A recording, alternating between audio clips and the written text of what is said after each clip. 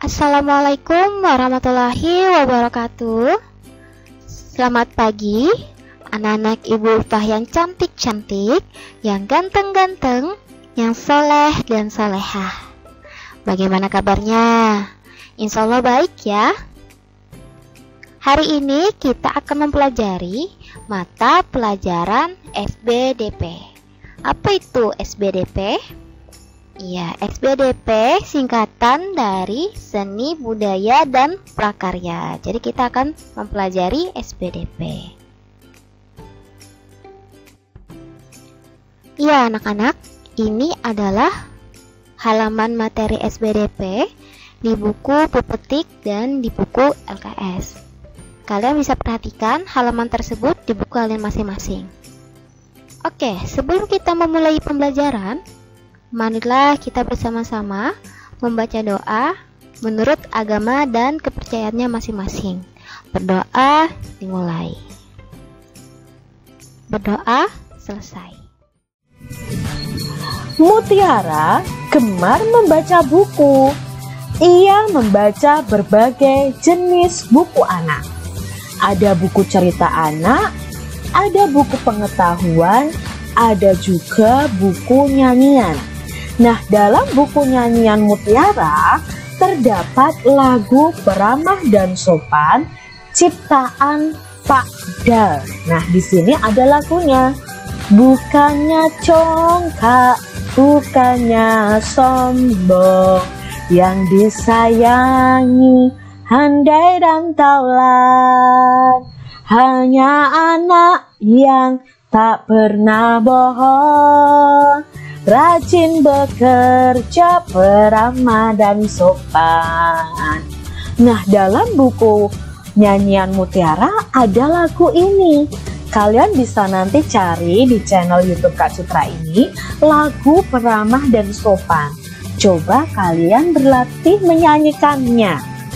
Nanti kalian cari ya di YouTube channel Kak Citra, atau Kak Citra nanti kasih linknya di description box. Nah, adik-adik, lagu Beramah dan Sopan ini ada yang dinyanyikan pendek dan ada yang dinyanyikan panjang. Ya, ada yang dinyanyikan pendek tetapi juga ada yang dinyanyikan panjang. Nah, sekarang kita akan mencari tahu mana saja yang dinyanyikan pendek dan mana saja yang dinyanyikan panjang. Nah, untuk kalian mempelajari tentang panjang dan pendek nada pada lagu, kita lihat di sini. Kita akan memberikan tanda titik pada bagian yang dinyanyikan pendek. Sedangkan untuk yang dinyanyikan panjang, kita akan beri tanda garis. Nah, Kak Citra punya syairnya di sini. Kita lihat syair yang pertama. Bukannya congkak. Nah, berarti kita sama-sama tahu. Yang pertama, bukannya. Bukannya. Nah, berarti itu cepat. Berarti dinyanyikan pendek. Berarti tandanya lingkaran. Lalu, bukannya congkak. Berarti congkaknya dinyanyikan panjang. Berarti tandanya adalah garis. Sekarang kita lihat bawahnya. Bukannya sombong. Nah, ini hampir sama dengan atasnya. Bukannya itu juga dinyanyikan pendek. Maka kita beri tanda titik ya. Di sini Kak Citra buatnya lingkaran supaya adik-adik jelas ya. Lalu sombongnya itu dinyanyikan panjang ya. Baris ketiga. Yang disayangi. Nah, yangnya pendek. Di juga pendek. Yang disayangi. Berarti sanya pendek juga. Yangnya panjang. Yang disayangi. Berarti i-nya juga panjang. Yang disayangi. Handai dan taulan. Berarti han pendek, dai pendek juga, dan pendek, tau pendek, Lannya panjang, jadi yang disayangi handai dan taulan. Nah, lannya panjang. Sekarang bawahnya, hanya anak. Coba sampai situ dulu ya. Hanya anak, berarti hanya pendek, berarti diberi tanda titik. Nya titik juga, titik juga, karena ini dinyanyikan pendek jadi cepat. Hanya anak, naknya panjang. Hanya anak yang, berarti yangnya panjang. Tak pernah bohong. Nah, ini hampir sama dengan atasnya. Tak dinyanyikan pendek, per dinyanyikan pendek, nah dinyanyikan pendek, bo dinyanyikan pendek, hongnya dinyanyikan panjang. Lalu syair berikutnya, rajin bekerja. Nah, sekarang ra-nya itu pasti dinyanyikan pendek, maka diberi tanda titik. Jin pendek, tanda titik. Be pendek. Ker, nah kernya ini panjang. Rajin bekerja. Nah, ja-nya juga pendek. Lalu baris bawahnya ya, lirik berikutnya, peramah dan sopan. Berarti pe-nya pendek, ra-nya pendek, mah-nya pendek juga, dan pendek, so pendek, pan panjang. Nah, kalian sudah bisakah membedakan cara menyanyikan lagu dari yang pendek maupun yang panjang nadanya dengan cara memberikan nada ini? Lagu peramah dan sopan tadi ada yang dinyanyikan pendek dan ada yang dinyanyikan panjang. Tentu adik-adik masih ingat pembelajaran 1 dan 2 tentang memberi tanda pada lagu peramah dan sopan yang dinyanyikan pendek dan yang dinyanyikan panjang. Nah, ini yang dinyanyikan pendek kita beri tanda titik ya. Yang dinyanyikan panjang kita beri tanda garis. Nah, adik-adik masih ingat ya memberi tanda ini, bahwa yang dinyanyikan pendek ya kita beri tanda titik, yang dinyanyikan panjang kita beri tanda garis ya. Saat menyanyikan pun kita harus memperhatikan tanda ini. Oh, kalau tandanya itu titik berarti syair itu dinyanyikan pendek, tapi kalau garis berarti dinyanyikan agak panjang. Nah, kamu masih ingat ya, ini ada di pembelajaran 1 atau pembelajaran 2. Nah, sekarang di pembelajaran 3 itu kita akan belajar tentang penekanan kuat dan lemahnya lagu. Semua lagu itu selain dinyanyikan berdasarkan panjang dan pendek bunyi, juga ada yang dinyanyikan dengan penekanan kuat dan tidak. Coba perhatikan teks lagu di bawah ini. Bagian yang ditulis tebal adalah syair yang dinyanyikan dengan penekanan yang kuat. Nah, ini yang ditebali syairnya itu dinyanyikan kuat, sedangkan yang tidak ditebali itu dinyanyikan dengan biasa. Bukannya congkak, bukannya sombong. Nah, kita tahu di situ bahwa syair yang ditebali itu memang dinyanyikan dengan tekanan yang kuat. Jadi kalian harus tahu menyanyikan sebuah lagu itu ada yang dinyanyikan panjang dan pendek, ada yang dinyanyikan kuat dan tidak. Anak yang tidak sombong akan memiliki banyak teman. Kakak dan adik juga tidak boleh saling menyombongkan diri. Apa yang terjadi bila kakak atau adik menyombongkan diri? Nah, yang terjadi adalah pertengkaran. Misalnya si adik menyombongkan diri mendapatkan hadiah dari mamahnya. Kakaknya bisa saja marah. Nah, kalian jangan sampai menyombongkan diri kalian. Itu sifat yang tidak baik. Mutiara senang menyanyi. Udin senang menggambar. Udin pernah menjadi juara menggambar. Mutiara belum pernah menjuarai lomba menyanyi. Nah, ini Udin sudah pernah juara, tapi Mutiara belum pernah sama sekali menjuarai lomba menyanyi. Namun Udin tidak sombong adik-adik. Begitu juga dengan adik-adik, tidak boleh sombong. Perhatikan gambar gerakan-gerakan anak bermain tersebut.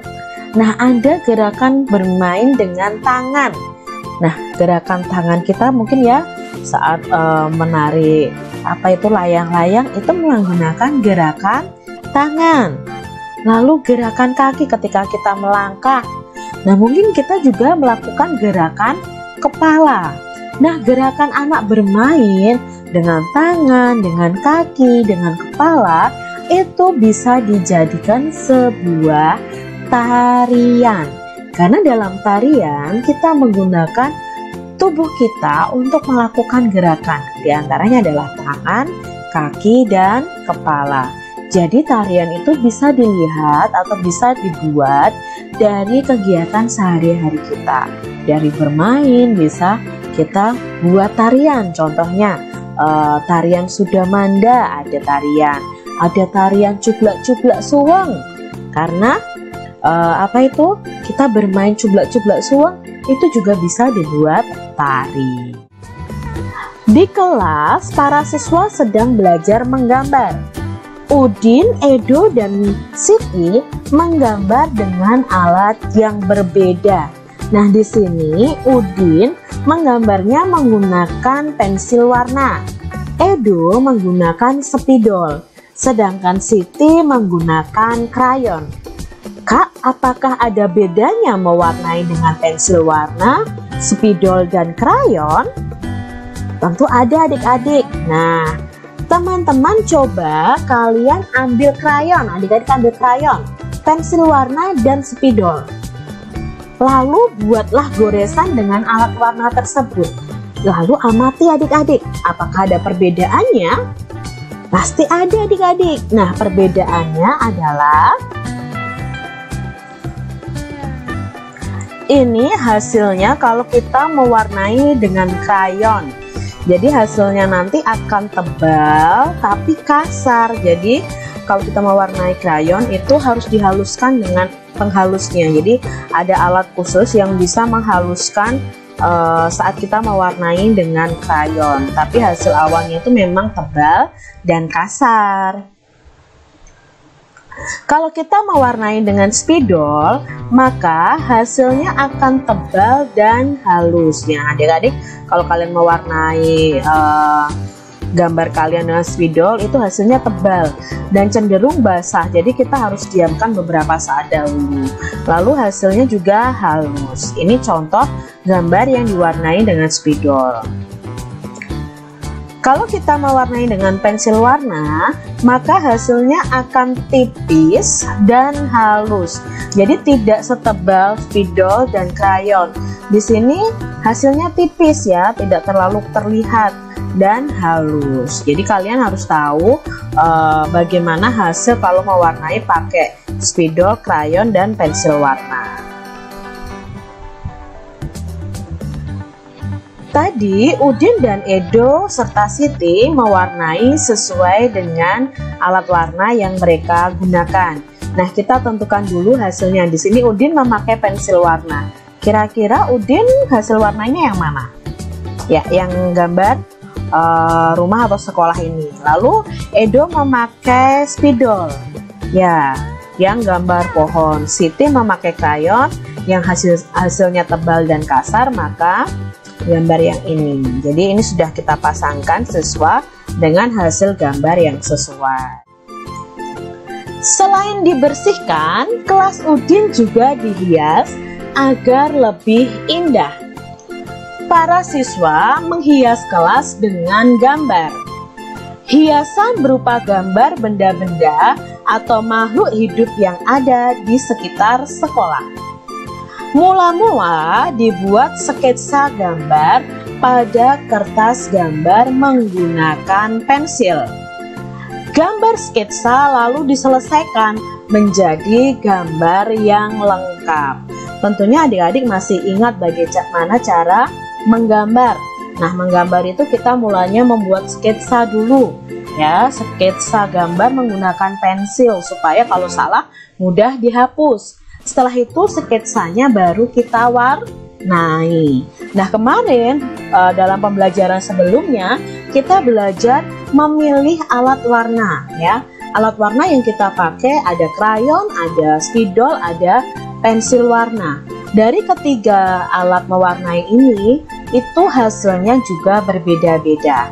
Nah, kita ingat dulu, kalau kita mewarnai dengan krayon, maka hasilnya akan tebal dan kasar. Jadi ini hasil yang akan kita peroleh saat kita mewarnai dengan krayon itu tebal dan kasar. Jadi nanti hasilnya harus kita haluskan, ya. Biasanya ada alat khusus untuk menghaluskan hasil mewarnai dengan krayon. Lalu saat kita mewarnai dengan spidol, hasilnya akan tebal dan halus. Nah, ini contoh mewarnai dengan spidol. Kalau kita mewarnai dengan pensil warna, maka hasilnya akan tipis dan halus. Nah, itu perbedaan dari ketiga alat warna yang bisa kita gunakan untuk mewarnai. Jadi kalian bisa memilih nih ketika kalian menggambar, kalian mau mewarnai pakai krayon, spidol, atau pakai pensil warna. Rumah Udin bersih dan nyaman. Udin, Edo, dan Siti membuat prakarya di rumah Edo. Mereka membuat prakarya dengan bahan yang berbeda. Coba amati gambar di bawah ini. Ini adalah gambar bermacam-macam prakarya. Nah, ini ada gambar yang ditempeli dengan biji-bijian.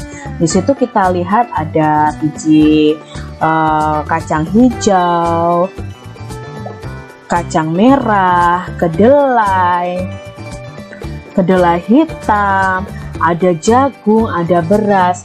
Nah, ini karya ini disebut dengan kolase. Nah, kolase sendiri adalah karya seni rupa dua dimensi yang menggunakan bahan-bahan dasar bermacam-macam yang ditempelkan pada suatu gambar. Jadi ini awalnya ada gambar, lalu ditempeli dengan biji-bijian yang berbeda-beda sehingga membentuk kolase seperti ini. Nah, kita bandingkan dengan yang ini adik-adik. Kalau ini hampir sama dengan tadi, Kak. Tapi adik-adik, ini berbeda. Kalau tadi dengan biji-bijian, itu biji-bijian kan bentuknya tidak beraturan. Kalau yang ini dari potongan-potongan kertas, bisa potongan-potongan keramik, bisa. Nah, karya ini disebut dengan mozaik. Mozaik itu pembuatan karya seni 2 atau 3 dimensi yang menggunakan material atau kepingan-kepingan yang disusun sehingga membentuk suatu gambar. Jadi ini berasal dari kepingan-kepingan atau sobekan-sobekan kertas juga bisa. Nah, itu bedanya kolase dan mozaik. Edo, Udin, dan Siti tadi juga membuat kolase. Nah, ini kolase mereka berbeda-beda. Pasangkan hasil karya dengan bahan alam, dengan bahan dan peralatan yang sesuai. Nah, kita lihat dulu ya adik-adik ya. Yang gambar pertama ini ada biji-bijian, lem, pensil, dan kertas gambar. Nah, karena di sini ada biji-bijian, berarti hasil akhirnya adalah yang ini ya. Yang ikan ini adalah kolase dari biji-bijian. Lalu yang berikutnya alat dan bahannya ada lem, ada kertas gambar, nanti mungkin ada pensil, ada pasir, ada kulit kerang. Nah, ini hasil karya yang sesuai adalah yang ini nih. ya. Lalu berikutnya di sini ada gunting, ada potongan daun, ada kertas, ada pensil, ada lem juga untuk menempelkan. Maka hasil karyanya adalah yang ini. Tuliskan alat dan bahan yang digunakan Udin, Edo, dan Siti. Nah, di sini yang dibuat Udin adalah hasil karya yang ini. Alat dan bahan yang digunakan apa saja ya adik-adik ya? Nah, nanti kalau kalian ingin praktek di rumah, siapkan alat dan bahannya. Ini adalah kertas gambar. Nah, setelah kertas gambar, kalian sediakan pensil untuk menggambar polanya dulu. Lalu kita sediakan lem, daun kering, bisa daun kering ya. Lalu pensil warna untuk mewarnai latarnya, boleh krayon, boleh spidol juga. Ini hasil karya Udin dan alat bahan yang diperlukan. Lalu berikutnya adalah prakaryanya Siti. Prakaryanya Siti ini tadi membutuhkan alat dan bahan seperti ini. Ada kertas gambar, pensil, lem untuk menempelkan, pasir ya, yang digunakan adalah pasir tadi. Lalu kulit kerang, pensil warna, krayon, dan spidol. Lalu yang digunakan Edo. Nah, Edo menggunakan kertas gambar, pensil, lem, pasir, biji-bijian. Itu bijinya seperti biji kacang hijau, kacang merah, beras, kedelai, jagung juga bisa adik-adik. Jadi ini adalah alat dan bahan yang bisa kita gunakan untuk membuat kolase atau mozaik. Ibu-ibu menyiapkan kue-kue untuk peserta kerja bakti. Ada kue lemper yang terbuat dari beras ketan. Beras ketan dapat dipakai untuk membuat hiasan. Begitu juga dengan biji-bijian yang lain. Nah, tentunya kalian masih ingat dengan gambar ini. Ya, ini adalah karya seni yang dibuat dari biji-bijian. Suatu gambar yang ditempel dengan biji-bijian. Karya seni ini disebut dengan kolase. Kolase adalah karya seni rupa dua dimensi yang menggunakan bahan dasar bermacam-macam yang ditempelkan pada suatu gambar. Kita bisa pakai beras, bisa pakai biji kacang hijau, biji kedelai, biji kacang merah, kita bisa pakai ketan, dan sebagainya. Lalu untuk gambar ini adalah mozaik. Mozaik itu pembuatan karya seni 2 atau 3 dimensi yang menggunakan material atau kepingan-kepingan yang disusun sehingga membentuk suatu gambar. Nah, kepingan-kepingannya ini bisa kertas, bisa kaset CD yang tidak terpakai, bisa juga keramik yang tidak terpakai. Itu namanya karya seni mozaik. Sama-sama menempel tapi dari bahan yang berbeda. Bahan dan alat yang digunakan untuk membuat kolase yaitu kertas gambar, lem kertas atau lem kayu, berbagai biji-bijian misalnya kacang hijau, kedelai, jagung, dan lain-lain, pensil. Nah, kita gambar dulu adik-adik. Cara membuatnya, buatlah sketsa gambar yang akan dihias. Kalau di sini gambarnya gambar burung. Jadi kalian buat gambar dulu di kertas gambar kalian. Oleskan lem sedikit demi sedikit pada gambar yang akan ditempeli ya. Jadi kertasnya dikasih lem. Tempelkan biji-bijian pada gambar yang telah dibuat dan diolesi lem. Jadi setelah diolesi baru kita tempelkan biji-bijiannya. Perhatikan kombinasi warna dan jenis biji-bijian. Aturlah agar hasil tempelan rapi dan indah, seperti contoh gambar bunga di bawah ini. Tadi ya gambar bunganya sudah di atas ya, gambar burung hantu juga ada. Oke, baiklah anak-anak, ini adalah halaman tugas SBDP di buku Bupetik dan di buku LKS. Dikumpul paling lambat hari Sabtu, tanggal 22 Agustus 2020 jam 5 ya anak-anak. Dan ini adalah materi terakhir yang ada di buku tema 1. Maka nanti di minggu depan kita sudah masuk ke tema 2 ya anak-anak. Oke, kurang dan lebihnya Ibu mohon maaf. Ibu ucapkan wassalamualaikum warahmatullahi wabarakatuh.